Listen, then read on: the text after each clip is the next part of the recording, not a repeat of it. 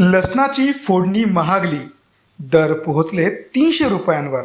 पावसाचा मोठा परिणाम लसूण उत्पादनावर झाल्याने नवी मुंबईतील APMC बाजारात लसणाच्या गाड्यांची आवक मोठ्या प्रमाणात घटली आहे आणि याचा थेट परिणाम त्याच्या किमतीवर झाला आहे.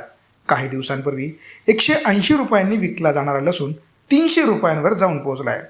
पुढील काळात पावसाचे प्रमाण वाढल्यावर दर आणखी वाढणार असल्याचे व्यापारी सांगत आहे.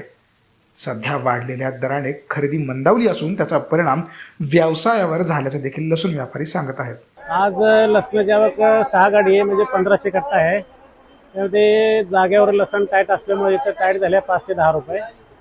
तिथून पुढे पाऊस चालू होईल त्याप्रमाणे आवक घटेल आणि बाजार वाढेल अशी शक्यता आहे. सध्याचे रेट आणि पहिले रेट काय? आत्ता पहिले रेट वरती 180-90 रुपये विकायला, 200-250 आणि एक नंबर क्वालिटी 300 रुपये विकते. कस्टमरचा रिस्पॉन्स कस्टमर थोडे कमी आहे, भाव वाढले कस्टमर कमी होतात, त्याप्रमाणे तसं चाललंय. आता 3-4 दिवसापासून थोडे भाव वाढले, कस्टमर कमी. कुठून येतात?